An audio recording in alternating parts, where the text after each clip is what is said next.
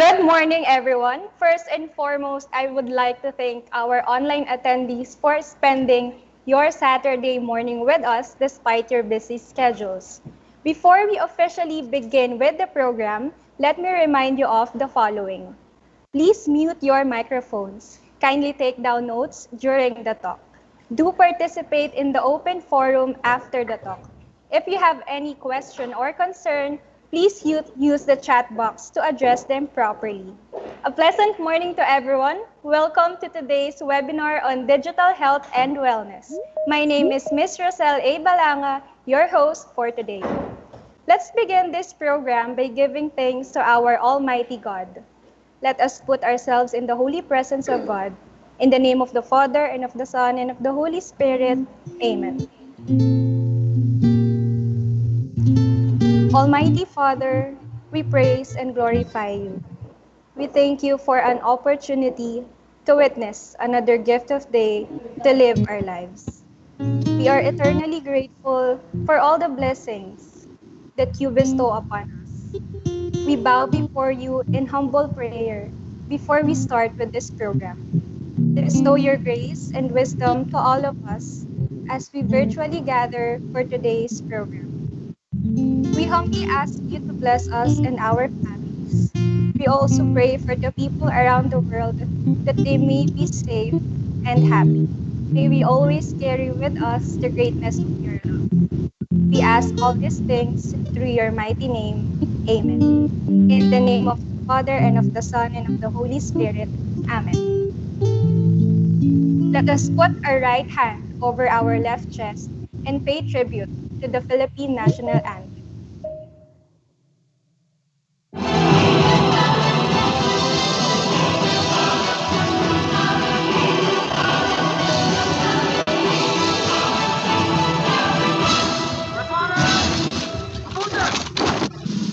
Mga kababayan, ang pambansang awit ng Pilipinas.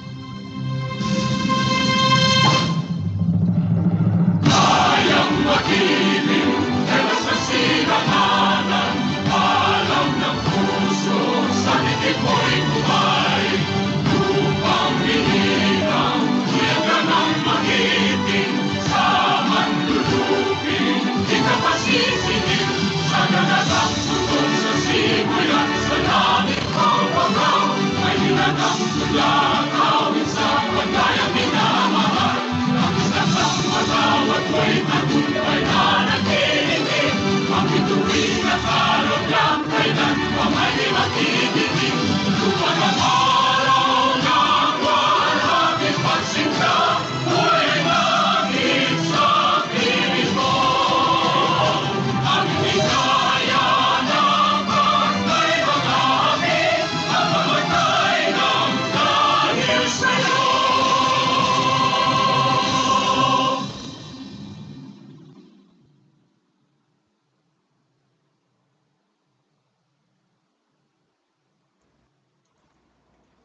The pandemic has brought us to communicate through the screens of our digital device. The gathering of Escolarians every Monday to begin the week with the flag ceremony, the excitement of meeting and learning with our classmates and teachers during a live classroom interaction, the interactive activities that we look forward every event, the happy moments with our friends, classmates, and teachers. All of these things are what we definitely miss in a face-to-face class scenario. It is undeniable that online learning offers limited interaction, but that doesn't mean that we cannot get through it. And that's what the webinar for today will be all about, dealing with the challenges and solutions of digital health and wellness. This webinar will lead us to these following aspects: steps towards digital health and wellness, ways on balancing digital health and wellness, and ways on imposing digital health and wellness.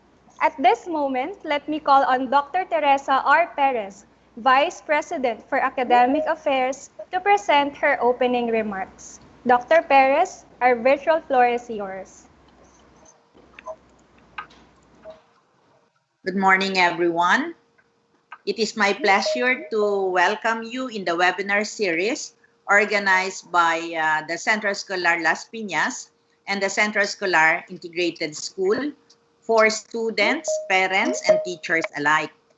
This webinar series is about becoming digital citizens, something that cannot be avoided anymore, so that we need to be educated to become more responsible digital citizens. Technology has changed families, schools, offices, and communities. Introducing technology to children allow creativity. It allows users to produce information instead of just being consumers. There are benefits, but there are also disadvantages. Loss of personal interactions, bullying by others through digital tools, oversharing of info, and many more that are being identified. With the growing use of technology in education, there is a need to help students to focus on the positive use of technology and be much more discerning in their decisions on what to post, comment, or discuss in digital technologies. Most people would do what is right if they know what the right thing is. Hence, this seminar series. Character education is an important component in the discussion of these digital resources that are available. Everyone, especially students, need to be aware of the physical dangers also of digital technology. Improper use of computers and laptops at a discomfort levels, usually users would experience pain attributed to the computer. We need to be more careful now than ever, especially that we study and work from home using the computers. Sometimes computers are set on tables that are too high or are too low. And of course, we discourage also our computer users to use them on the bed because you are not properly uh, using the proper way of the computers, hence affecting posture. Aside from, aside from this, young people become dependent on online experience without knowing also that they may irreparably harm themselves physically. Taken to extreme, it can also cause psychological problems or social emotional problems, especially when they have been using the computers too much. Those, especially those who are into serious gaming, meaning they have been doing gaming for days without sleeping or eating. Hence, the responsibility to the educators to encourage students to use technology in a responsible way. Aside from physical effects, adults need to be aware of the amount of technology used by students so that parents will be guided also on how to limit this use for their children. There are a lot we need to hear from our speaker today.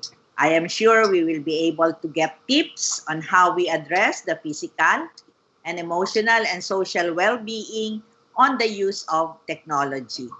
Before I end, I would like to express my deepest appreciation and gratitude to the CELP community led by Mrs. Celia Lamarca, the OIC of the Basic Education Department, the faculty committee for hosting this webinar series.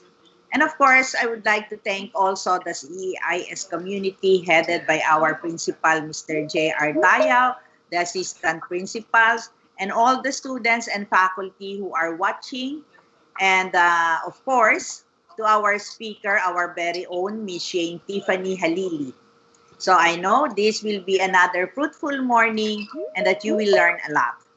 I continue to stay safe and healthy even in this very much digitalized scenario that we live in now. Thank you and God bless all of you.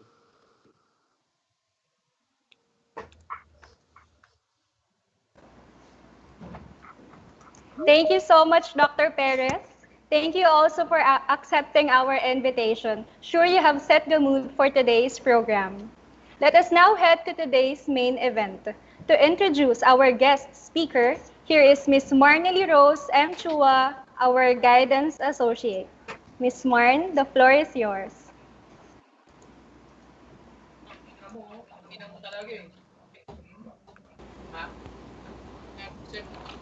A pleasant day to all. I am Marin, the Guidance Associate of CELP. It's a great honor to introduce to you our guest speaker for this event.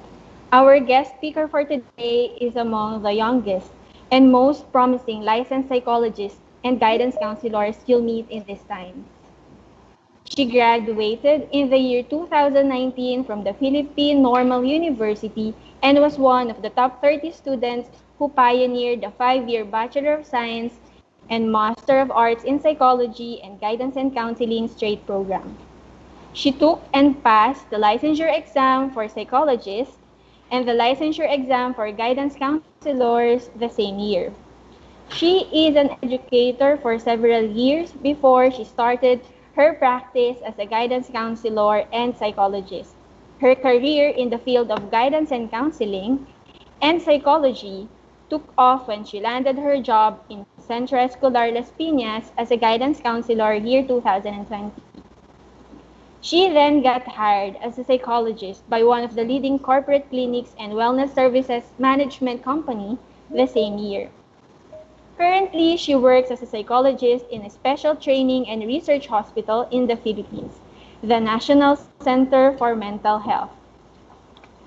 With her experience as an educator, guidance counselor, and psychologist, she was able to work with and handle children to adults, helping them with their mental health and wellness through lectures, coaching, counseling, assessment, program development, and research. Because of all these credentials, numerous job offers are chasing after her instead of her looking for a job. Now, how great is that? So now, without further ado, let us all welcome the vivacious, zealous, and innovative Miss Shane Tiffanie C. Halili.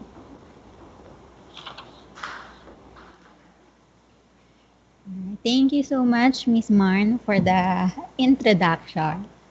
So, good morning, everyone. So, for today's session, we'll be talking about the digital health and wellness. So, before we proceed, yeah, let's have an activity that will lighten up the mood before proceeding with our discussion for today. So, let's have the slides, please.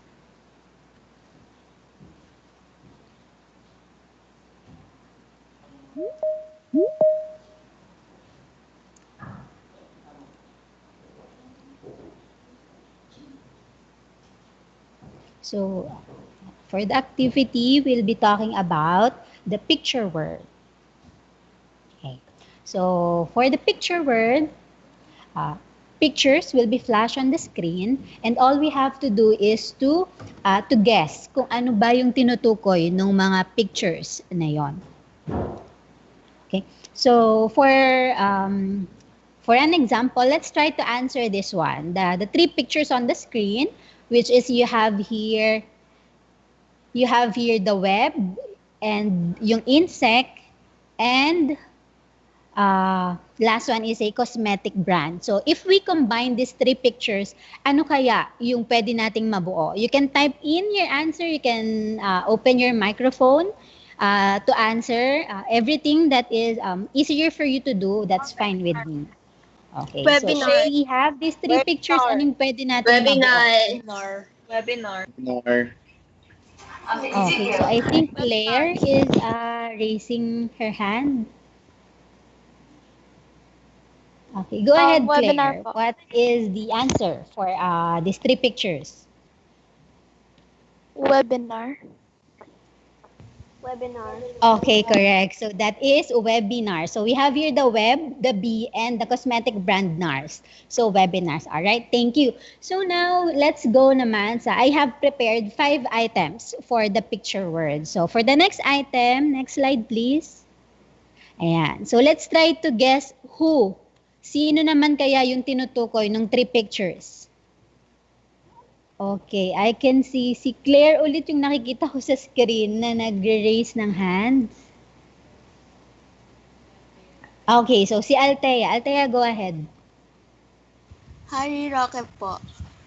Okay, next slide please. Correct. So that is Harry Roque. So very known na siya, lalo na nung nagkaroon ng pandemic, 'di ba? Sino ba naman ang hindi naririnig si Mr. Harry Roque all over the internet and all over the television. For the next one, let's try to guess naman this 4 picture.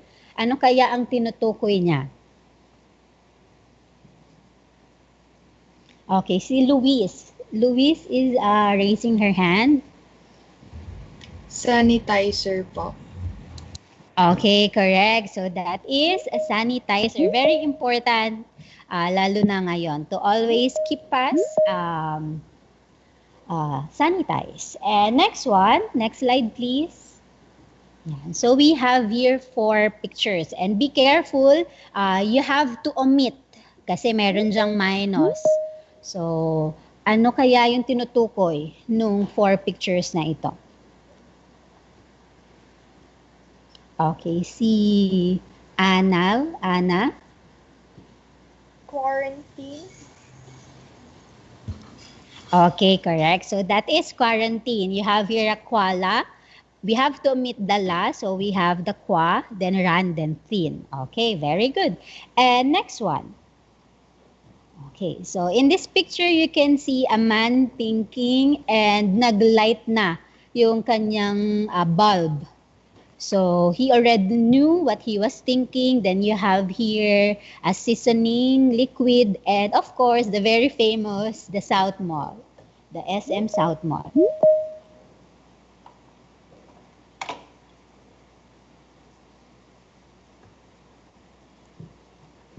Anyone who would like to try and guess? The man knew what he was thinking. Then you have here the Nor liquid seasoning and of course the SM Mall, SM South Mall. Okay, si Emil John. Emil John, can you try and guess? Alam po, new normals.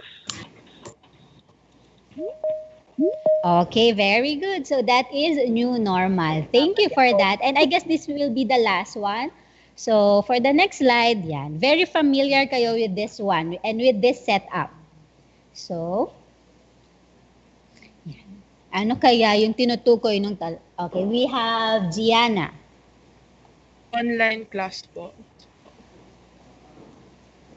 Okay, very good. Online class. All right. So thank you so much for really trying your best to answer the following activities. So now let's proceed with our topic for today. So we'll be talking about, of course, the digital health and wellness. So for the following, we have to know the following objectives. So these are the things na itatackle natin this session. Una is to know the areas to focus on or steps towards digital health and wellness. Then to understand the tips for a balanced digital health and wellness. And the last one is to gain ways to improve digital health and wellness. All right, next slide. Okay. So, very familiar tayo with this one. So, the social media. So, yung social media para sa atin, teachers and students, ay inevitable na siya na hindi natin gamitin, di ba? Social media is there para mas mapadali yung communication natin with our students, communication natin with other people. So, given the ever-increasing frequency with which students use the technology, cellphone man ito, tablet, or laptops, naapektuhan talaga nito yung different areas ng buhay natin, whether physical health, and even our psychosocial health. So dahil unti-unti na nagiging digital ang buong mundo, di ba? Social media plays an important role in every student's life. It makes your life a little bit easier, ika nga.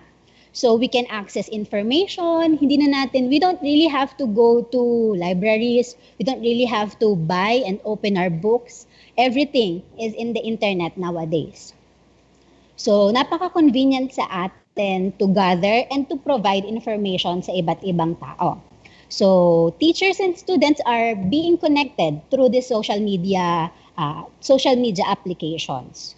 So, while we are in lockdown, nangyari ang pandemic, nagkaroon ng online class, So, some people, hindi na bago sa kanila to, but most of us, bagong setup ito na meron ngayong pandemic. So, may mga pros and cons na nangyari nung nagkaroon ng pandemic, and we have to adjust for a new setup. So, of course, too much time and a little time, di ba? Too much of anything is not good for nothing, ika nga ng iba. So, now let's talk about the next slide naman. So, did you know that meron ng tawag dun sa mga tao na they have the fear or they have the anxiety na hindi mahawakan yung kani-kanilang mga cellphone. And that's what we call the nomophobia. So, no mobile phone phobia. Kaya siya naging nomophobia. So, yun yung fear na kapag pagising natin, wala yung cellphone natin, umalis tayo ng bahay, feeling natin hindi natin dala yung cellphone natin. Nagkakaroon na tayo ng fear and anxiety kapag hindi natin hawak or pag hindi malapit sa atin yung mga mobile phones natin. And of course, yung FOMO. Kaya yung mga students, they spend lots of time being online, even 24 hours silang online, hindi na sila nagpapatay ng internet connection because they develop the fear of missing out dahil ang dami-daming nangyayari sa social media. Okay, next slide please.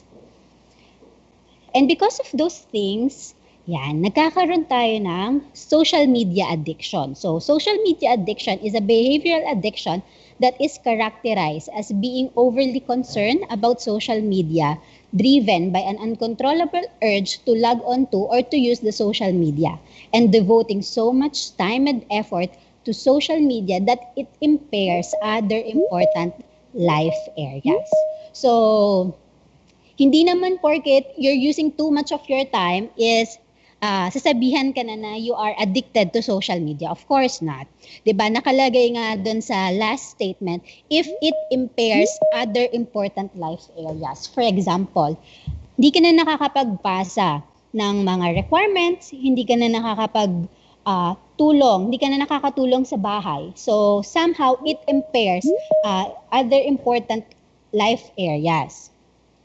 So, tayo yung makakapansin nun sa ating mga sarili. Are we really devoting our time too much on the internet, or are we somehow having a well-balanced time management when it comes to doing our task, our school task, our personal task, and our time in having yung mga social media natin? Okay, so for the next slide, so, syempre, we can explain why, ba't nga ba na-addict ang isang estudyante, na-addict ang isang tao sa social media? Because it is also happening in our brain. So, the social media and the brain. So, due to the effect that it has on the brain, social media is addictive both physically and psychologically. So, dito, yung nangyayari sa brain is tulad lang ng mga ibang bagay, no? Kahit hindi tayo sa social media na-addict, addiction in general. So, addiction in general is kapag may isang bagay na something that is rewarding for us, we feel the pleasure, we feel the happiness, or we feel yung gladness, 'di ba? Nagpo-produce yung brain natin ng dopamine. So this dopamine are mga chemicals yan sa brain natin na responsible for the rewards. So once na we get notifications, we get likes, we get hearts, anything na ni-react, ni-retweet, share yung mga post natin, may mga nag-comments, yun yung nagiging trigger ng dopamine para i-reward tayo yung brain natin na, oh, you're doing a great job, madaming nagla-like ng post mo, madaming nag-heart. So the tendency is, dahil nabibigyan tayo ng pleasure ng mga ganong klaseng bagay, post tayo ng post,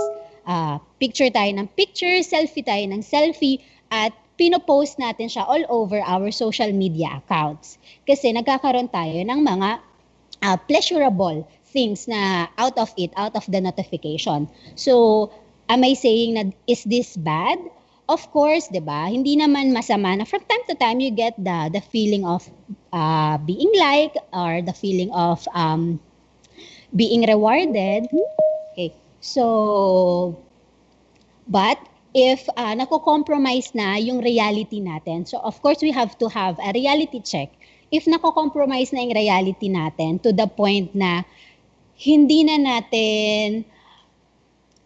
tayo, what do you call this, parang hindi na tayo nagpa-function sa totoong buhay, nakukulong na tayo virtually, dun sa virtual world natin, to gain likes, to gain pleasure. So of course, you have to check yourself na is this really the things that matter most? Yung mga kailangan ko ba talaga? Is this the most important things? Is this the most things na dapat natin makuha, 'di ba? So, of course, 'di ba? Yung mga reinforcement na 'yan is somehow after, 'di ba, yung mga posts natin, it can be deleted, yung mga stories natin only available for a day, for 24 hours, 'di ba? So, yung mga ganong mga short pleasure things ay hindi dapat tayo nag-aalat ng too much or most of our time, yung tipong napupuyat na tayo and then eventually we get sad if yung unang post natin get this certain number of likes, then yung another post natin is ganito na lang yung number of likes, 'di ba? Parang naka-focus na tayo masyado doon sa pleasure na nakukuha natin, na which is hindi siya helpful eventually sa ating mental health. Kasi eventually we get to have yung mga anxieties. Ano pa ba yung dapat kong i-post? To the point na it can impair na yung mga ginagawa natin, 'di ba? Yung ating schools na ko-compromise na, yung ating mga responsibilities at home na ko-compromise na din, kakaisip ng mga dapat nating i-post online. So for the next one, so for the next slide yan, we'll be talking about the digital health and wellness. So it refers, so the digital health and wellness refers to the physical and psychosocial well-being in a technological world. So on a physical aspect or on a physical domain, yan, we have here the following. So yung ergonomics of workstation, paano ba tayo gumagawa ng ating mga schoolworks, ng ating projects. Okay bang mabuksan na lang yung laptop kahit nakahiga sa ating mga bedrooms? Okay lang ba na kung ano na lang yung ating mga sitting positions, 'di ba? So there may mga ways tayo to know at magiging helpful siya kapag na-practice natin yung talagang proper ergonomics of the workstation. I'll be showing you sa mga next slides kung ano ba ito. And of course, the frequency and duration of use of technology. Too much of use of technology can affect our eyes, can give us some headaches, 'di ba? So from time to time, if may kailangan talaga tayong tapusin na it requires hours of work, hindi naman nangangailangan na 3 hours din tayong nakaupo at nagko-computer lang. So, here we can practice yung mga iba't ibang time management. We can work for 25 hours and we can work for 25 minutes and have a rest for 5 minutes. You can simply stand up, do stretching, grab a food or drink some water. Basta yung tipong hindi tayo nakaupo lang, nakatingin sa ating mga monitor kasi yung mga even our muscles, our eyes, mapapagod rin sila. So they need rest, of course. Ayan. So yan na yung repetitive stress injuries, doon na siya papasok, yung eye strain, carpal tunnel syndrome. So yan yung sa kamay natin kapag type lang tayo ng type and then yung sa mic. So 'di ba? Very important na aside sa table height or screen replacement na solution, it is better to have pa rin talaga yung mga physical exercise or kahit yung mga stretching lang. Okay. And then the next one is the psychosocial domain. So psychosocial domain is the cultural shift occurring with respect to what is expected of individuals in social settings. Relationship with others, specifically others through and with technology. So yung cultural shift is very evident naman. Lalo na sa panahon na to, 'di ba? We get to embrace different cultures at once, 'di ba? We get to enjoy from movies to music and to even yung culture talaga ng isang bagay. So, kahit hindi pa tayo nakakapunta doon sa mismong lugar ngayon, once we see it online, once we see it virtually sa ating mga monitors, we get to have the feeling of wanting it. So nagkakaroon tayo ng mga cultural shift because of the technology then. Okay, and the next one is the nature of highly mobile and highly connected technology will continue to place pressure on the nature of social connectedness, both physical and virtual.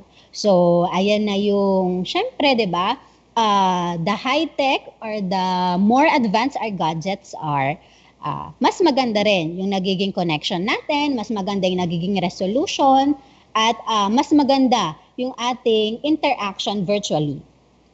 So, it also, affects yung mga ganong both physical and our psychosocial domain, especially when interacting with other people, lalo na nag-pandemic, we don't get to go outside, go out of town, go out of the country.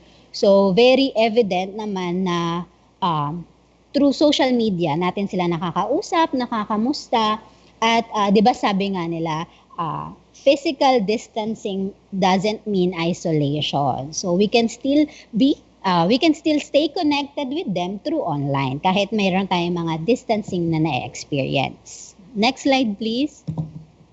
Ayan. So, for the ergonomics of the workstation, so yan, di ba? Pag napapagod tayo, we just tend to lie our back, then yung head natin sa upuan na pwede naman tayong tumayo, mag-stretching na, which is better. Better yon for our muscle, better din yon for sa atin. So, yung pag-upo rin natin kapag pagod na tayo, 'di ba? The tendency is we don't sit 90 degrees anymore. Hindi na tayo naka 90 degrees. So, ang nangyayari, nagiging 100 degrees na tayo, minsan less than 90 degrees. And of course, 'di ba, maapektuhan 'yon yung ating, 'di ba, sa science, maapektuhan 'yon yung ating spinal. So, better to have yung 90 degrees, yung sa first picture, 'di ba? Naka 90 degrees siya. And yung level ng eye niya sa monitor ay sakto lang. Hindi too much low, hindi rin too high. Okay, next slide please. Okay, so this is the correct sitting posture. So yung monitor natin, adjust distance and height, top of the monitor at eye level and slightly tilted. So, yung arms naman natin, we should have relaxed shoulders, forearms parallel to the floor, and a minimal bend at the wrist. And yung chair natin, it should have a backrest and armrest. So, kung wala namang armrest, that's okay. Siyempre, di ba, hindi naman. This doesn't technically mean na dapat tayo magtabili ng ganitong klase ng upuan. So, hindi naman. So, as long as supported yung likod natin, then if kailangan nating ipahinga yung arms natin, then ipahinga natin kung wala siyang armrest. Diba? And we should, yung height ng table and ng chair is very important. Kahit anong table, kahit anong chair pa yung gamit natin. And the legs, so thighs parallel to the floor, the feet parallel to the floor, use footrest if necessary. So, ayan. So, dito, sinasabi niya dito na take break. So, every 25 minutes, di ba? So, every 25 minutes, you go do your stuff, do your projects, do your requirements, then give yourself 5 to 10 minutes of break. Then, after that 5 to 10 minutes of break, another 25 minutes of working na naman. Kasi minsan, the tendency is we work for 5 to 10 minutes and then we get our phones, and then we browse the internet for an hour na nakakalimutan na natin na hindi nga pala yun yung task na dapat nating tapusin. Okay, so next slide please. Ayan. So, 3 tips to balance, 'di ba, yung ating on and off screen time. So, for the next slide please. Ayan. So, for the first one is be conscious. Una is how long you spend on devices, di ba? You decide if it's healthy or unhealthy.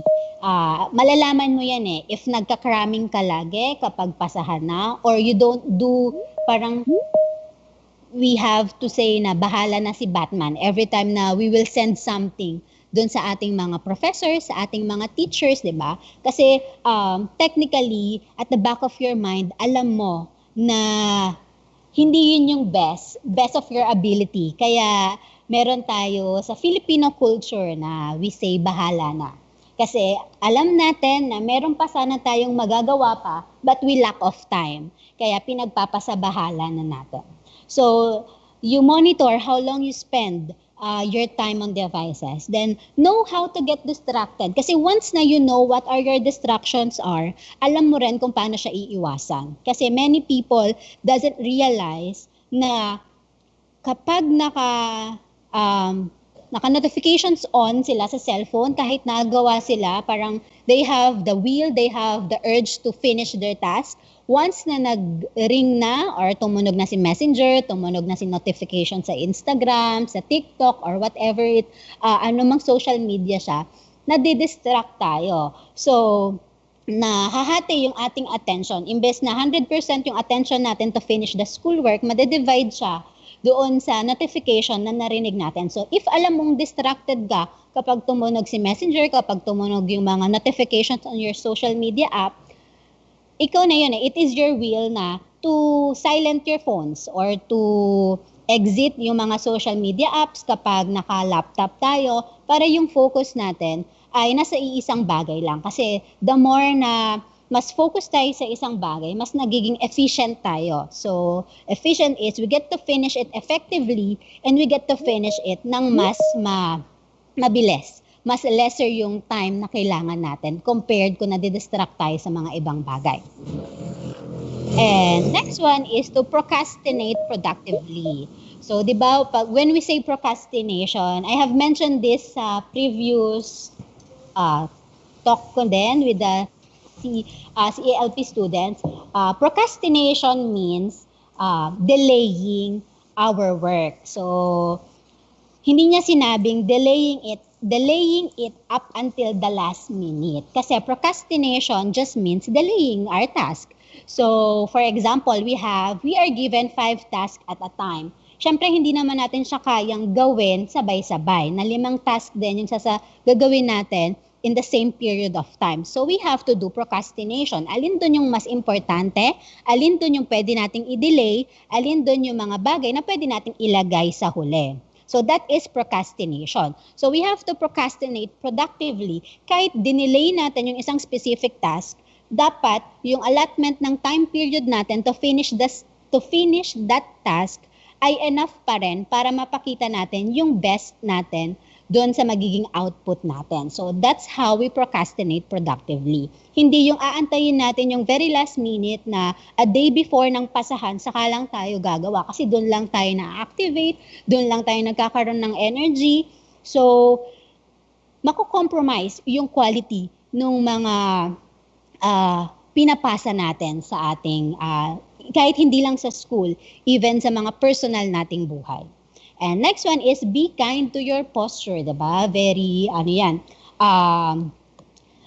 important dula doon sa physical domain na kailangan natin na maging conscious doon sa ating pag-upo, sa ating screen time, so kung gaano na tayo tagal sa ating mga monitor. And then of course, embrace boredom. Don't digitalize it. Kasi once na ma-feel natin na ang boring-boring na, the tendency is kukunin si cellphone, manonood ng mga clips, manonood ng mga funny videos, manonood ng TikTok.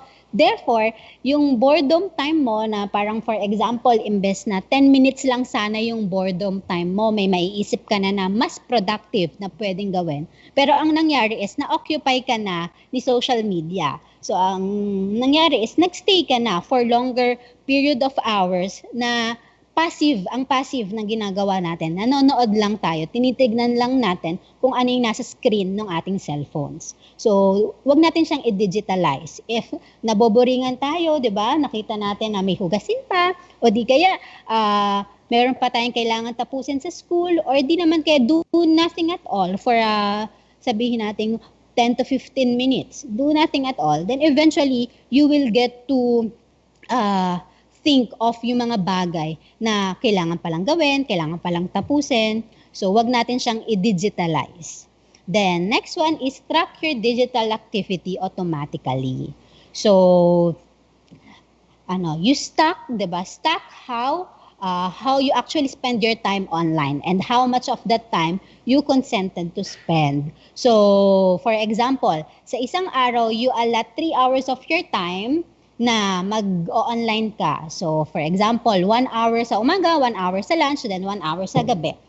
But, di ba, yun lang dapat yung spendings mo. Pero dahil nawiwili ka, dumadaming dopamine level ng brain natin, so yung pleasure, ayaw natin i-stop. Gusto natin non-stop kasi masaya, nandun yung pleasure, you get to have yung mga notifications and likes, di ba? So, try to stay on track doon sa allotted period of time talaga na para doon lang. Para hindi rin ako compromise yung mga ibang bagay na dapat nating gawin. And next slide please. Ayan. So, next slide. Okay. So, number 2. So, number 2 is be intentional. Okay, be intentional. So, try time blocking, have plan for each day. So, when you try time blocking, ito yung we have a calendar. For example, 9 a.m. to 10 a.m. For example, 8 a.m. gigising ka. Then 8:30 to 9:30, dapat nakaligo ka na, nakapag-breakfast ka na. And then 9:30 to 11:30, school work siya. 11:30 to 1, yun yung lunch break mo. You can do anything. Pwede ka mobile phone, mobile games, anything. Kasi yun naman yung lunch break mo eh. And then, you go back na. Pag 1 to 3 na, schoolwork na siya ulit. Then, 4 to 5, break ka. Then, eventually, you can get to have your dinner and makapag-relax ka na. So, by trying that time blocking, binablock mo yung mga specific hours ng araw mo to do a specific task. So, mas magiging manageable tayo doon sa ating oras kapag ginawa natin siya. So, mas napaplano natin ng mas maayos yung araw natin. But if hindi tayo ganong klase ng tao, some people cannot focus really well for a longer period of time. So here you try the Pomodoro technique. So the 25 minutes work, 5 minutes or 5 to 10 minutes break. 25 minutes work, 5 to 10 minutes break. So kung mababa lang talaga yung attention span ng isang tao. And number 2 is to automate low-level tasks, schedule frequent breaks, then protect space for offline time, do regular deep work. So, yan. Schedule frequent breaks. Siyempre,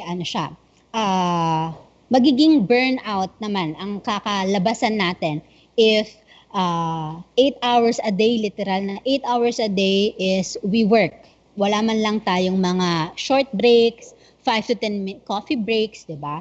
So, importante din na we have to schedule our frequent breaks para mabalik yung ating attention span, mabalik yung ating focus. Okay. And of course, we have to create templates. Yan. So, follow the don't repeat yourself mantra. So, and reduce the duplication effort in your workflow. So, mag-create ka ng template na okay, if you're done with this one, another template, done with this one, para makikita mo rin yung progress mo doon sa mga task at hand na kailangan mo ring tapusin. Next slide, please. Okay, so, next slide po.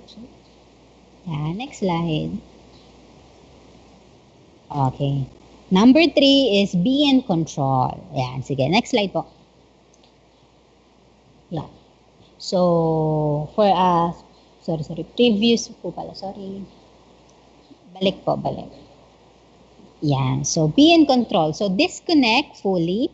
So, when we say disconnect fully, talagang magdi-disconnect ka. So, may tinatawag tayo na digital detox. Ito yung for specific days or for the specific hours for some, kasi hindi nila kaya ng specific days, hindi talaga tayo mag-go online. So, that is to disconnect fully. So, kung sino yung mga, yan, so, kung sa, dahil hindi naman tayo nakakalabas, di ba, our immediate family, relatives na malalapit, let's try to connect with them. Hindi naman na dun sa virtual world natin, di ba? Let's try to focus the things at hand, the people that are proximity, yung proximity level ng mga taong nandyan sa paligid natin, di ba? And the next one is get an ad blocker. So it is your first line of defense against mga attention economy, lalo na kasi sa internet, 'di ba? Yung mga frequent websites, frequent mga pinupuntahan natin ay parang sa algorithm nila is na detect nila yon. So the tendency is pag nagtingin ka sa isang online shop, makikita mo habang nagfe-Facebook ka, may mga similar things na lumalabas regarding doon sa sinearch mo na yon. So, madidistract ka kasi yun yung interest mo eh. So, that's the marketing naman na sa ating mga internet world. So, kung makakakuha tayo ng ad blocker, di ba, it helps us para yung focus natin hindi rin nahahati agad. Then, delete pointless apps. Yung mga apps na hindi naman na makakatulong sa atin or wala naman siyang talagang value. So, why install in the first place? So, let's try to get rid of them. And then decide when to get notifications. So, sa isang araw, even sa mga working, hindi lang to sa students, you get to decide anong oras lang kayo mag-check ng emails, anong oras lang kayo mag-check ng messengers, ng messages. Dahil nag-aalat rin kayo ng time once na maya't maya kayong nag-check online. Kung may nag-message ba, may nag-email ba. So, sa kada isang araw, you try to schedule. Sa morning, gantong time ka lang. Sa afternoon, gantong time lang. And sa evening, before ka matapos yung araw mo, ganitong time ka lang mag-check ng notifications. So, that is one of the downfall naman ng pagiging digital ng mundo natin na kahit wala tayong ginagawa, that doesn't technically mean na available tayo to do another task, 'di ba? So, that's your personal time and that is your time to enjoy. So, parang don't let other people technically get your personal time to do a specific specific mga tasks na wala man lang parang period of time for you to pag-isipan yon, maintindihan yon. So, always give yourself time. Okay? And next one is to lay out rules for communication channels. If sinabi natin through emails lang, maging strict tayo na through emails lang. Na once na pag si student, pinilit na mag-chat sa messenger,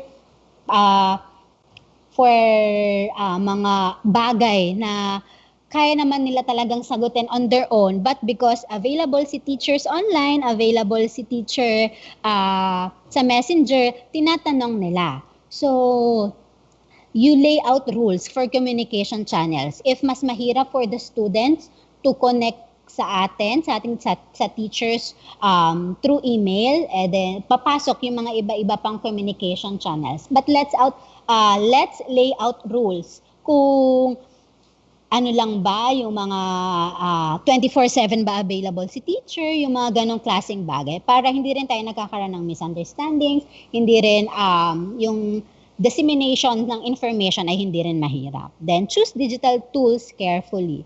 So, yun. Kasi di ba may mga digital tools na napapasukan ng mga virus, napapasukan ng mga ads na not good for the students. Pwede siyang mapasukan ng mga spams or ng mga bagay na not healthy educationally and not healthy for education purposes. And then we have to set availability. So very important na kahit papano is tugma yung oras ng both parties, ng both sides. Okay. Next slide, please. Yeah. So, diba? So, doing this, previous slide po. Okay. So, by doing those things, somehow, diba, it's a practice. It's not a overnight turn of events. So it is a practice. We get to do it as a habit eventually. So when we get to build healthy habits, we get to improve our concentration and focus.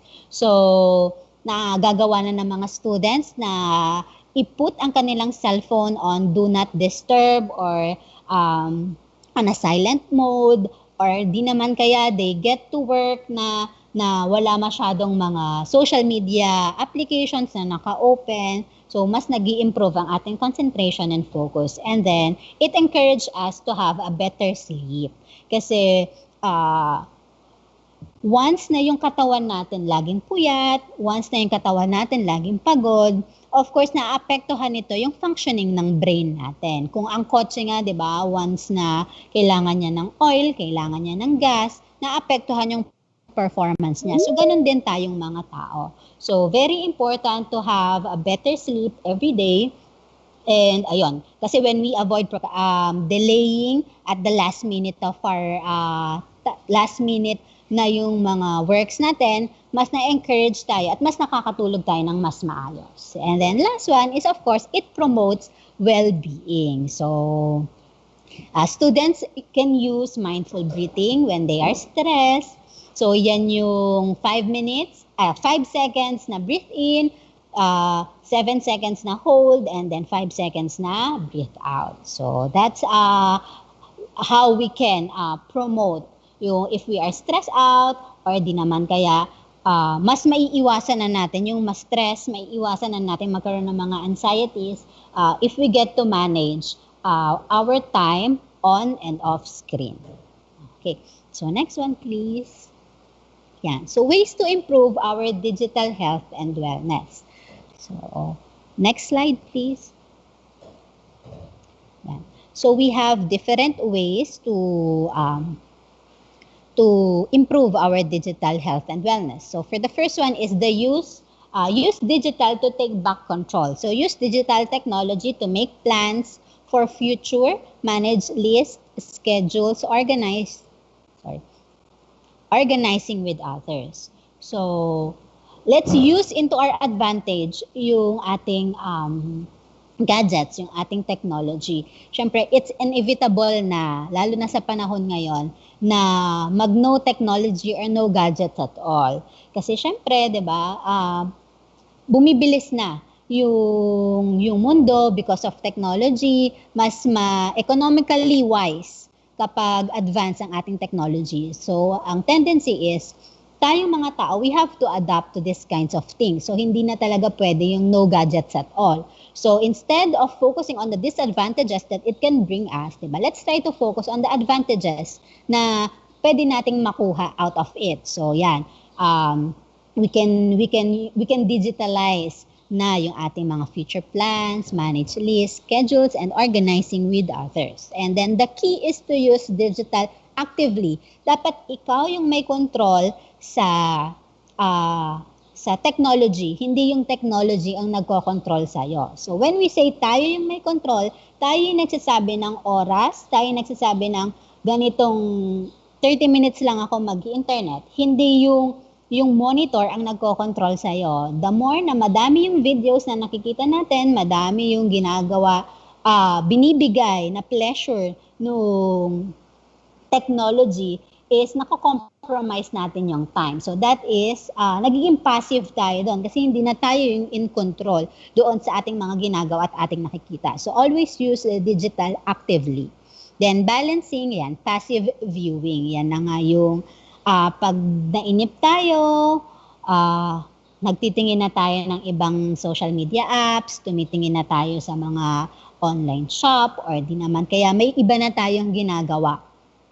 So, nag-aalat tayo, hindi natin napapansin na, naka 1 oras, 2 oras na pala ako, nanonood lang ako ng mga video. So, that is 2 hours of your 24 hours. Remember that kahit sino mang scientist yan, sino mang mga kilalang tao yan, we all have 24 hours of our time. It is a matter of how do we handle that 24 hours.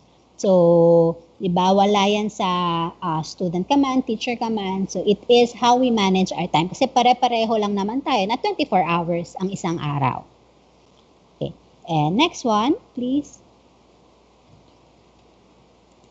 Okay. So, yan. So, social distancing but not social isolation. So, take opportunity of physical distancing to reconnect digitally with friends and loved ones. So, yan, di ba? Sabi dito sa World Health Organization, keeping each other safe and connected is everyone's responsibility. If keeping your grandparents safe means you can't visit them in person, that's not a problem because you can talk to them every day so that they don't feel alone, diba? So that's how we can use the technology in our advantage, diba? Physical distancing, it's not social isolation. So together we can beat COVID-19, diba? Parang even sa mga news and articles, mas madaming mga suicide rates, not because meron silang COVID, but because of the isolation or the mental health problems na na-experience nila. So, on this case, we can use technology into our advantage and we can let everyone, our loved ones, our friends, families, and even acquaintances to feel the love, to feel the support na meron pa rin kahit physically restricted tayo sa isa't isa. Okay. Next one, please.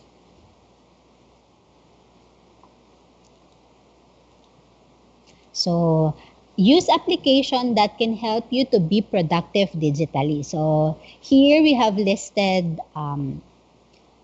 applications na pwede nating ma-download sa ating mga cellphones to help us to be productive. So, next one, please. So, number 1 is the Pocket. So, Pocket, keep your eye on the ball. So, when you are surfing the web, it's easy to get distracted by enticing and fascinating websites. Diba? Yan na yung mga, because of the algorithm, yung mga frequently visited sites natin, yung mga similar na mga bagay na that interests us, lumalabas siya as an advertising doon sa ating mga social media apps. So, that is why you need effective time management apps like Pocket. So you can use this tool to save your finds to access and read later on at a convenient time. So this prevents you from getting distracted and negatively impacting your immediate work. So hindi siya naapektuhan yung mga bagay na dapat mo agad tapusin. And next one is focus at will. Next slide, please. Thank you. So focus at will, boost your attention span. So this amazing app combines neuroscience and music to boost your productivity. So yan yung mga mahilig makinig ng music while doing their tasks. So this is a good app for you. So according to the developer of the application, it is possible to increase your attention span by up to 400% using focus at will. Diba? Sino ba namang 100% lang masaya na, diba? So this, when you use this app, it can increase up to 400%. So while using this focus at will, making this one the best time management apps available. And next one, please. So the next application is the Forest. Yeah. So Forest, I have personally tried this one. So Forest, it boosts your focus by growing a forest. So if you are reading a book, so hindi mo ginagalaw yung phone mo. So si Forest, hanggat hindi mo ginagalaw yung phone mo, lalaki ng lalaki yung mga plants, trees na eventually mabibuild mo at magkakaroon ka ng own forest. So Forest is a unique reinvention of time management apps. This unique and fun app helps you to stay focused and on track by making you focus on another thing. So the concept is simple. Whenever you want to focus, you plant a tree virtually. So you will plant a tree on the Forest app. And if you stay focused, the tree will grow. And if ever naman na hindi mo natiis, binuksan mo si cellphone, nag-Facebook ka, nag-Twitter ka, nag-TikTok and other things, the tree will die. So hindi siya hindi siya mag-grow, hindi siya lalaki kasi yung attention mo, yung focus mo nawala na. Kasi nagbukas ka na ulit ng cellphone at naggawa ka na ng kung ano-anong bagay na hindi naman yun yung main target na dapat nating matapos. So if you lose focus, the tree will die. So as the app's name implies, you can grow multiple trees and create a virtual forest. And next slide, please. So the next one is the Trello. So Trello is a track your projects in a highly visual way. So Trello is a hugely popular app that you may already be familiar with. So it works you by allowing to create cards for tasks that you need to complete. So each card, nagmo-move siya kapag natapos mo na siya or kapag may mga ano na yung next na card na kailangan mong gawin.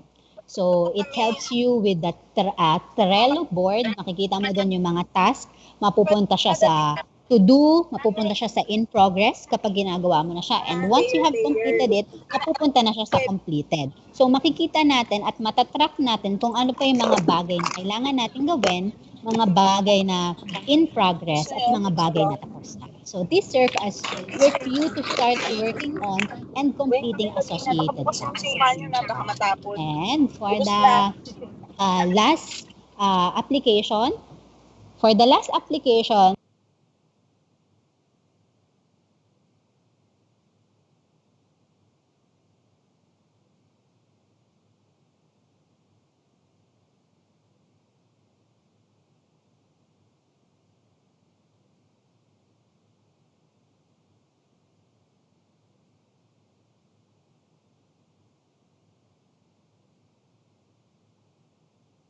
so ito yung mga overwhelming for them to stay doing their work for longer hours of time.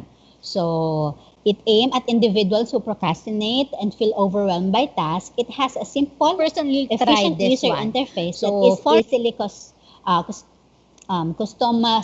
customizable based on your needs. So Focus Keeper is designed to enhance your focus and remove yung mga anxieties because of the time pressures na pwede nating ma-feel. So this is a great app to use if you want to prevent yourself and your team from being burned out. Kasi once na we feel yung burnout, ang hirap na sa atin to regain back yung energy na kailangan natin para sa mga task at hand na kailangan pa nating tapusin. So if you're the type of person na hindi talaga kaya mag-work for a longer period of hours, yung attention span ay mababa, Focus Keeper is a good app for you. So it will, you will set it on 25 minutes na magtatrabaho ka. Then after 25 minutes, you get to have your break. Then 25 minutes of work, then break. So every 25 minutes of work, you get to be rewarded by small breaks lang. Hindi pwedeng 25 minutes din siya. So 5 to 10 minutes will do. Okay, so that is the last one for the applications that can help us to be digitally productive. So for the next slide, so digital health golden rule. So we have the digital health golden rule. For the first one, next slide please. Use everything in moderation, di ba? Hindi lang naman to sa paggamit natin on social media applications. Everything should be done in moderation, di ba? Technology and smart devices are integrated into our lives. So just as we teach the importance of physical exercise and healthy eating, so digital wellness and balance is also a critical skill. So madaming guilty of not using our time online moderately, di ba? So, yan, especially the children, mas kailangan natin silang bigyan ng support na as early as mabigyan sila ng gadgets kasi iba-ibang depende yan sa parenting style kung ilang taon nila pinapahawak yung kanilang mga children ng mga gadgets. So, once na you start introducing mobile phones, tablets, or gadgets to your children, di ba? As early as that, you must teach them na it can be used on or for a specific time lang siya, in moderation lang siya. Hindi yung pag nagtantrum sila, pag nagtampo sila, bibigyan ng cellphone. No, 'di ba? Dapat yung moderation, yung time na inaalat natin on the digital ay dapat in moderation lang din kasi syempre may other aspect pa yung bata, yung students na kailangan niyang gawin rather than being online. So, help students, help your children to learn to identify the common signs indicating that their online and offline balance isn't healthy anymore. So, let's try to develop habits to stay on track. So, if kaya na naman na natin, ibang students kaya nang mag-decide on their own, di ba? You get to decide na kung hanggang anong oras ka lang online, hanggang anong oras ka lang offline. So, you better na ma-practice nyo na rin with your own experience para malalaman nyo naman if it's healthy, natapos pa rin yung task, or if it's not. Okay, so next one is practice periodical digital detox. So, ito na yung digital detox. Some people says na nakakapag-digital detox sila once na, for example, 5 days silang hindi nag-mobile phone. So, that's correct. That's digital detox. Then, after that 5 days, ganun pa rin naman yung spendings nila online. Parang na-miss nila yung phone nila, na-miss nila yung gadgets nila. So, they stay up until midnight, up until morning using their phones. So, technically, wala tayong natutunan dun sa digital detox natin. So, nag-digital detox lang tayo, but the purpose and the importance ay hindi natin natutunan. So, the importance and learning na dapat nating matutunan sa digital detox is that kaya pala nating mag-function even without using our mobile phones. Kaya pala nating maging productive even without having our phones sa ating mga kamay, sa tabi natin, di ba? So that's the learning na dapat nating makuha kapag ginawa natin yung digital detox. Hindi yung nag-digital detox lang tayo, then eventually we get back to the things that we are used to. So, yan. So recent studies have found that frequent social network users believe that other users are happier and more successful kapag hindi sila lagi online. So social media facilitates an environment in which people compare their life sa virtual life na nakikita nila sa internet. So the tendency is, of course, 'di ba? Dahil yun yung dapat feeling ng mga tao na dapat nakikita online is yung flawless, walang imperfections, anything that is beyond a reality, mas nagiging sikat, mas nagiging trending. So, we get to compare our reality life doon sa mga virtual life na nakikita lang natin. So, the more na we get to spend more time online, so more virtual life yung kino-compare natin sa reality life natin, diba? So, instead of focusing dun sa virtual life na somehow unattainable, let's try to focus more on dun sa reality na meron tayo, di ba? So, parang staying too much or spending too much of your time online can get in a way dun sa mga reality ng buhay natin. Siyempre, 'di ba? Yung online, it is flawless, it is filtered, and 'di ba? Not all of them. I'm not saying na all of them are flawless and filtered, but what I'm saying is not all of them is kung ano yung nakikita natin. So, better to have a reality check from time to time rather than focusing at nagbe-base na tayo sa pagbibuild ng dreams, sa pagbibuild ng goals natin base dun sa virtual na world na nakikita natin. So, the more na we get to be unsuccessful dun sa virtual goals natin, sa virtual world na goals na nabubuo natin, the more na nagiging unhappy tayo, self-esteem natin, self-confidence bumababa to the point na bumalik dapat tayo dun sa first goal natin, sa ultimate goal natin, bago nangyari yung mga ganitong bagay. Ano ba yung goal talaga natin, diba? Reality check, ano ba talaga yung goal mo bago mo nakita yung virtual world na to, bago ka napukaw yung interest mo because of these things. And next slide, please. Yan. So let's follow good ergonomic practices. So yun yung sa mga first slides kanina, yung tamang pag-upo, at hindi siya porket you feel comfortable na naka-engine seat sa bed with your laptop, di ba? That's only for a certain period of time na comfortable tayo. Then eventually, mangangalay tayo. So, that's not a good ergonomic practices, di ba? So, kapag ginagawa natin yun, lalo na nung nag-pandemic, it's almost a year na simula nung nag-lockdown, no? So, kung isang taon na natin siyang ginagawa, it might affect our health din naman.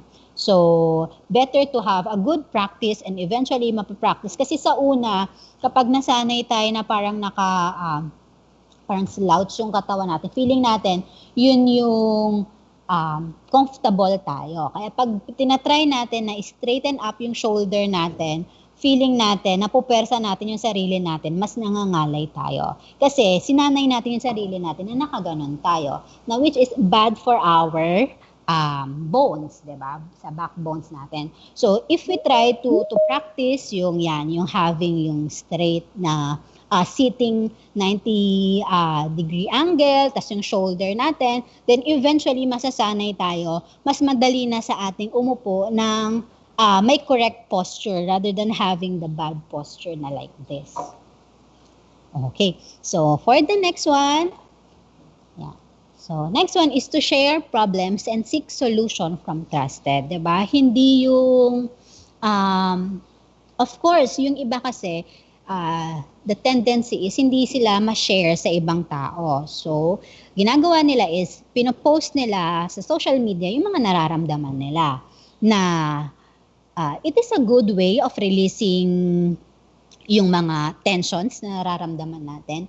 But if maaapektuhan tayo ng mga tao na nagko-comment doon, syempre, hindi na natin kontrolado yung sasabihin ng ibang tao pertaining doon sa specific post natin. So, if you are the person who get easily affected by the opinions and comments of other people, it's not a practical way to release your tension. Kasi pwede naman siyang through writing, sa notebooks, sa journals, through music, you listen to music, you compose your own song, or even dancing. So there are other ways na we can release if hindi tayo yung type of a person na nagre-release ng problem sa ibang tao din. So if may mga mas magaganda pang ways to release yung anxieties, fears, yung mga pag nagbe-breakdown na tayo from time to time, there are so much better ways rather than posting your feelings online. And if it's happened to be na you want to speak to your teachers, to your guidance counselors, diba? Better. Kasi mas masusuportahan at mas mag-guide nila tayo. If it is uncomfortable for you to share sa mga tao sa school, so try it sa kapatid, sa pinsan, sa parents, or even sa mga friends na talaga namang pinagkakatiwalaan natin. Because the very foundation of relationship is trust, 'di ba? Kung wala tayong tiwala sa mga taong nasa paligid natin, it is really difficult for us to open up yung vulnerabilities natin. Kasi the more na pwede nating ipakita sa tao na malakas tayo, yun yung gagawin natin eh. So, dapat once we show our vulnerabilities, siguraduhin natin na doon tayo sa mga taong pinagkakatiwalaan natin. Kasi you will never go wrong, 'di ba?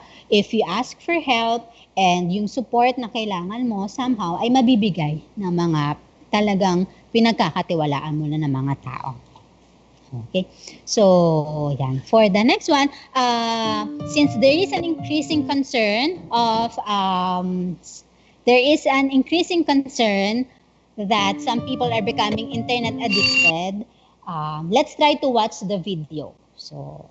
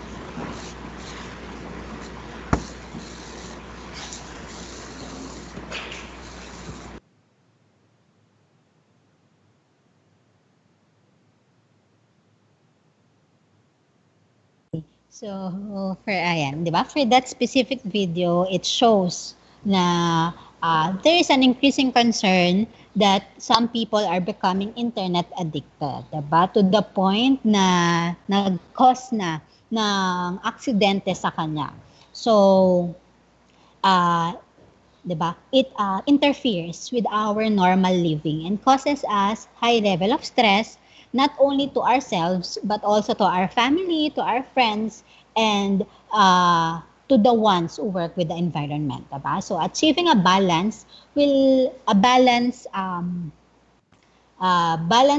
digital health and wellness will likely become an increasingly relevant characteristic of healthy citizens. So, policy can play a role in guiding students and personnel as they seek this balance. So, ayan. So, these are the references. So, that will be the end of my presentation. Thank you so much for listening up until the end.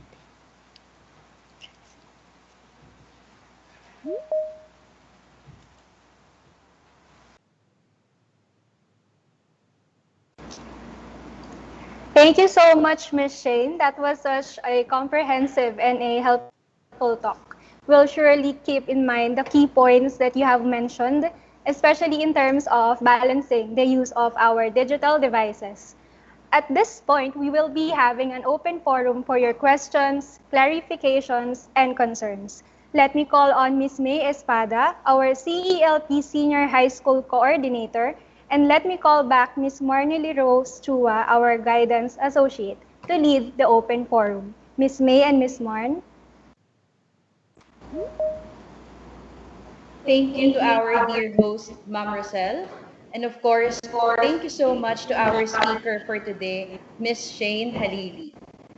We would like to express our gratitude for taking the time to educate us about the steps towards digital health and wellness, the various ways on how to balance digital health and wellness, and ways on how to impose digital health and wellness. As an educator during this pandemic, it's really inevitable that we experience stress caused by the transition to teaching in our homes. Personally, I miss being able to physically interact with my students in an actual classroom. But of course, we have to adapt to the times and we have to prioritize our well-being and of course the safety of all. Good morning, Miss Marn. How are you today? How are you feeling? Thank you for asking me, Miss May. I feel happy because I learned something relevant today, this morning. So let me just share you my learning takeaway for this event. So for me, my takeaway is the three tips to balance on and off screen time. So, tatlo yun. I actually made an acronym for that one so that I can easily remember it. It's CIC. The first one is be conscious. The second one is be intentional, and the third one is be in control. So we have to be conscious or be aware of our usage when it comes to our gadgets, especially nowadays. No, we are more exposed in using the social media, the computer, the laptop, our gadget, cell phone. Next one is be intentional, or you have to know the purpose of what you are doing using your digital gadgets. And then next one is be in control. We have to be in control of the usage instead of the gadgets be controlling us in our usage. How about you, Miss May? What's your learning takeaway? May I know? There are a lot of important and essential takeaways that we can get from Ms. Jane's discussion, but the 2 points that really made an impact on me are first, it's really interesting how she provided us with both an internal and external perspective on how and why we get too attached with social media, because really it's not just external factors that come into play, such as our immediate environment and the people around us, but it actually also includes the chemicals and the machinations of our brain. So that's a very eye-opening insight. And of course, she also mentioned the various techniques and the helpful apps that we can use. That's also very useful. I personally used and tried the Pomodoro technique. That's very helpful, especially if you are a student and you want to balance your time in doing your schoolworks and your time for leisure and for entertainment. I personally use the 888 technique, which enables you to uh, give 8 hours of your time for sleep, 8 hours purely for work or for study, and another 8 hours for the essentials and for essentials such as eating, bathing, and of course, time for leisure and entertainment. So that 888 technique really helped me survive and at least thrive in this trying times. So those are my two main takeaways. Ms. Marn, thank you very much. At this point of our program, we would like to open the floor for our open forum.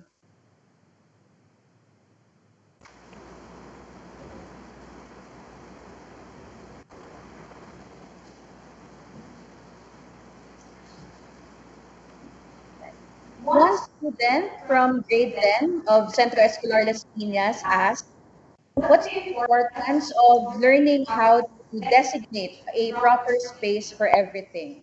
For example, how does physical space affect our mental well-being during this remote learning slash working setup?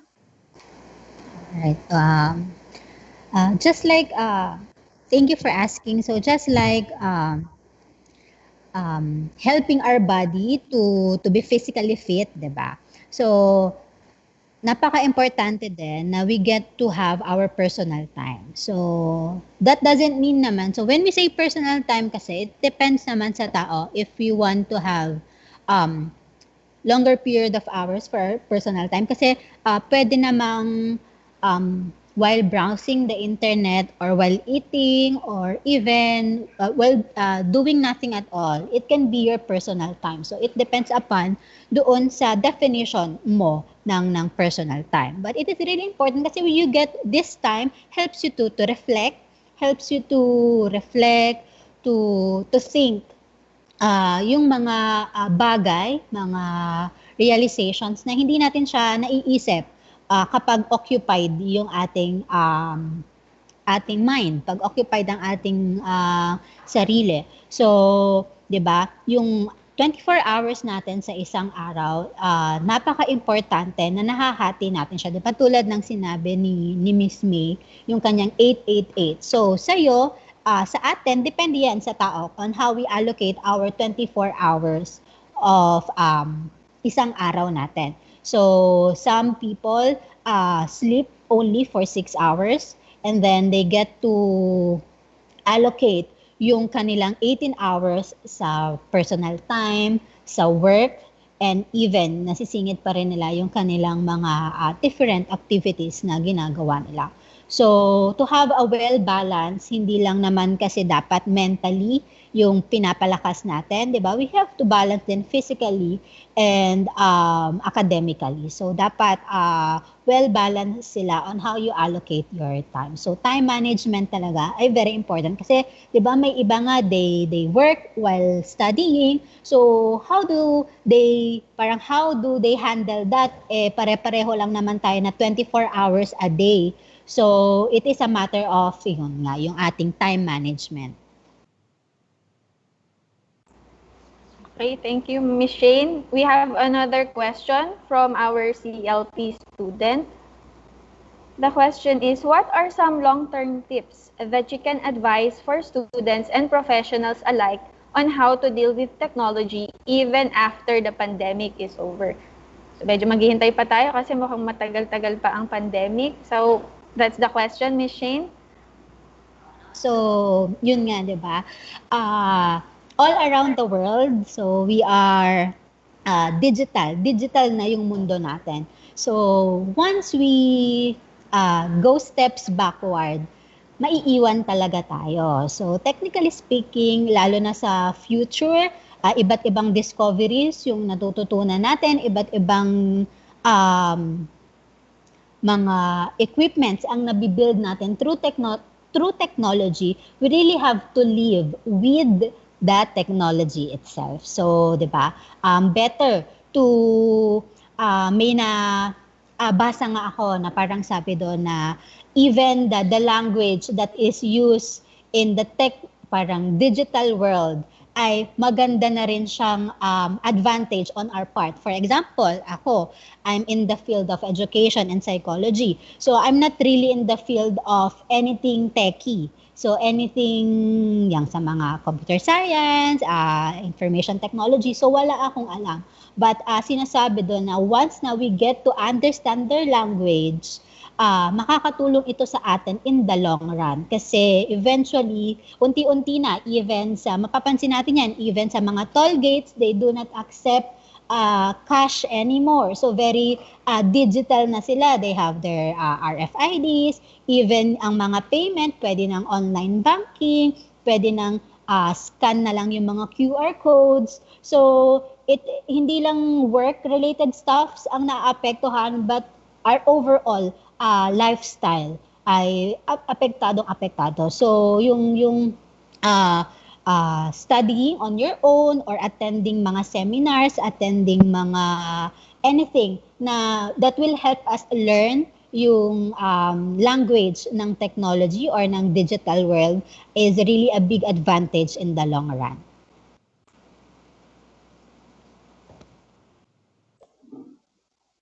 Another question, ma'am. There are a number of questions under the same vein, but our students asked, how do you define self-care and what are some tried and tested self-care tips that you can share? So for the self-care, actually also, no, depende to sa tao. Kasi technically, the self-care is how do you take care of yourself?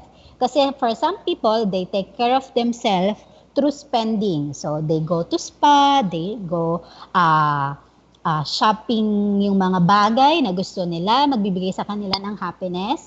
But even having a sip of coffee in the morning, having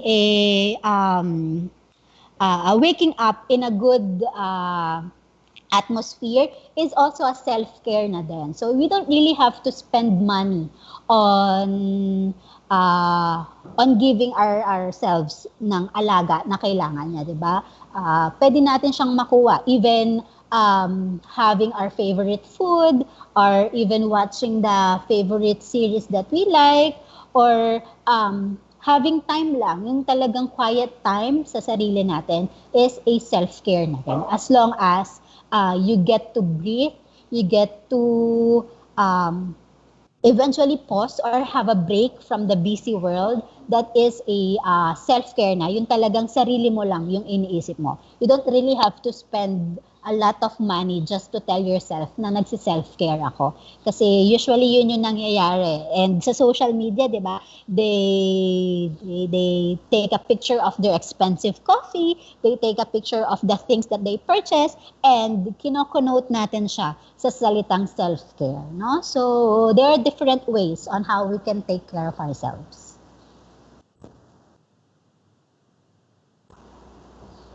Another question, Ms. Shane, from our participants. Since we're almost always on our mobile phones nowadays for communication purposes and for keeping in touch, are there any other more apps that you can advise that will help us to reduce stress or become more productive, aside from those that you've given us this morning, Ms. Shane? All right. So, technically, there is an application specifically that can help us with our anxieties and our fears. So, di ba yung kanina kasi can help us with our mga time management, on how we handle time. So, ito naman, they are also free. Nada-download lang rin sila sa Play Store. So, you have here yung Calm na application, the Color Fee, the Worry Dolls, the Clear Fear, Calm, Harm, Dare, Break Free from Anxiety, and Stop, Breathe, and Think. So ito yung mga applications na nakakatulong. Iba't iba yung mga purposes nila, iba't iba rin yung nagagawa nila sa atin to help our anxieties. But these are the applications na free, downloadable sa both yan, Android and iOS na nasa Play Stores sila.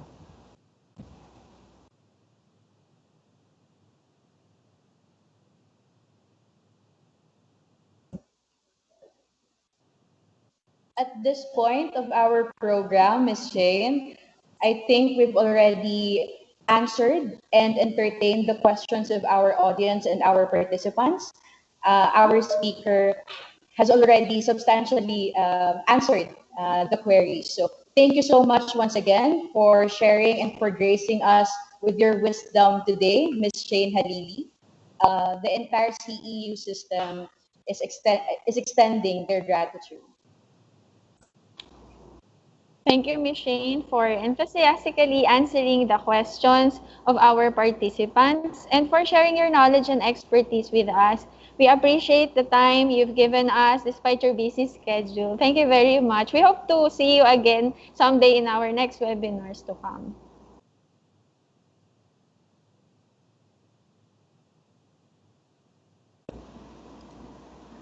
Once again, thank you so much, Miss May and Miss Marn, for facilitating the open forum. Thank you, Miss Shane, for answering the questions of the participants. And of course, thank you to our online attendees who have participated in the open forum. At this moment, we will award the Certificate of Appreciation to Miss Shane Tiffanie Halili for sharing her time and expertise in today's webinar. To present the certificate, let me call back Miss May Espada. Miss May?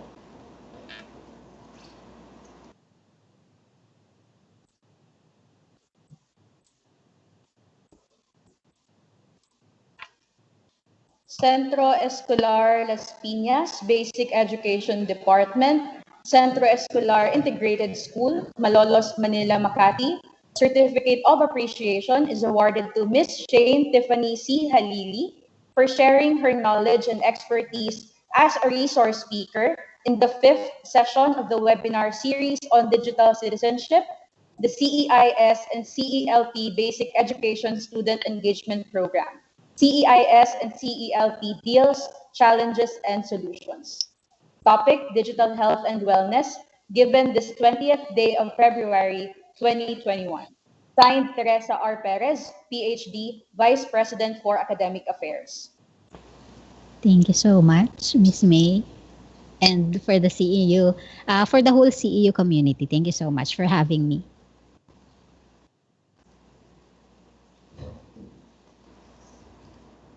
Thank you once again to Ms. May and Ms. Shane. We would like to inform the participants that the link for the evaluation form will be posted in the Facebook Live description box. Please answer the evaluation form in order to receive the Certificate of Appreciation. The evaluation link is also posted on the screen, so we suggest you to screenshot it. E-certificates will be sent to your Gmail accounts. We would also like to invite everyone to witness and attend the webinar that will be held on March 20, Saturday from 9:30 to 11:30 a.m. The next webinar will be facilitated by Sir John Kenny Antrahenda. This webinar will be hosted by the CEU Manila. Online registration for new students is ongoing in all CEIS campuses, Manila, Makati, Malolos, and Las Piñas. To those who are interested to apply and register, we advise and encourage you to visit the admission pages of CEIS and CELP. At this point, let us lend our ears to Mrs. Celia Lamarca, CELP OIC Principal, for the closing remarks. Ma'am Celia.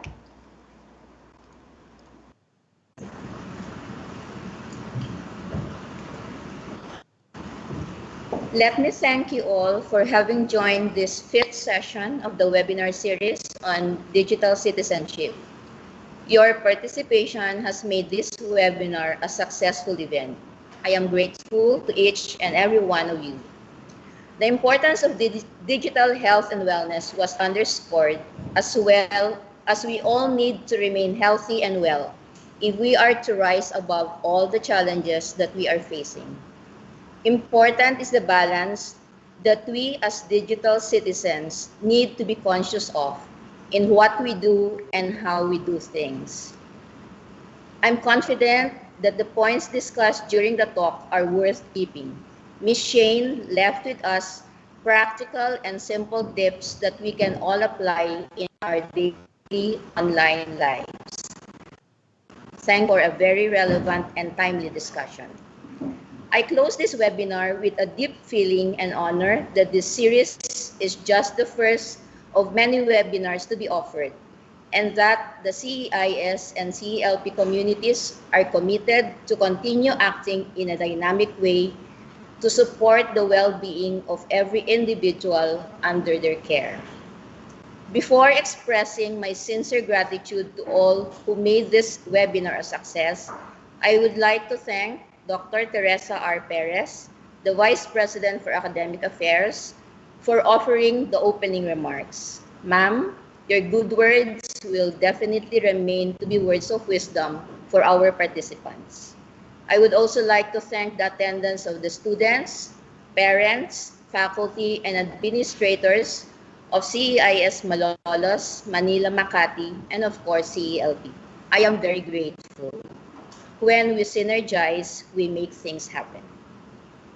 Let me conclude with my big thank you to the technical team that worked very hard to make this event happen. Without this group, this activity would not have been possible. To the management committee, thank you for the support as well. Till next time. I hope that we all have meaningful take-homes today, and I wish everyone good health and wellness. Thank you very much again. Good morning to all.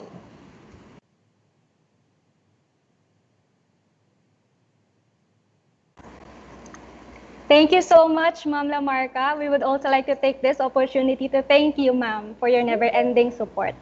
Before we conclude this program, on behalf of Centro Escolar Las Piñas, I would like to thank the following for making this program possible. Thank you to our technical committee, Sir Marvin, Sir Gino, Ms. Anne Moring, Ms. Mabel, and Sir Shubi. Thank you to Ms. May and Ms. Marn. Thank you to our online attendees and participants, to those who have streamed us via Facebook Live, and to those who attended the program through MS Teams. Thank you to our speaker, Ms. Tiffanie Halili. Thank you to the school administrators and officials from CEIS campuses. And of course, thank you to Almighty God for guiding us throughout the whole program. The world will not stop nor pause to give us time to prepare for unexpected phenomena such as the pandemic. But we have the power to adjust ourselves with this so-called the new normal. Even before the new normal, we are already using our digital devices to aid our daily lessons, activities, and tasks. It's just that today, we get to fully maximize the use of digital equipment due to the new normal system in education. As we continue to venture and pursue learning during these challenging times, may we keep ourselves on track without compromising our mental, physical, spiritual, and emotional health. This has been Miss Rosel A. Balanga, your host for today. Let us now conclude this program by singing the CEU hymn.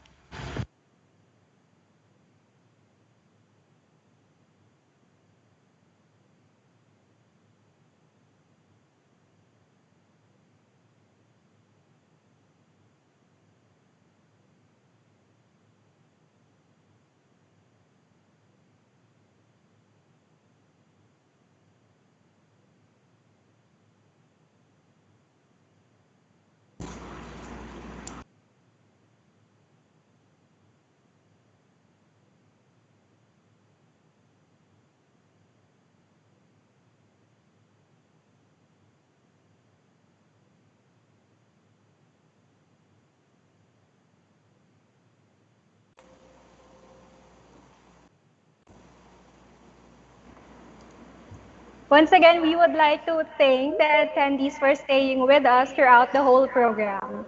Good morning, everyone. Stay safe and enjoy the rest of the day.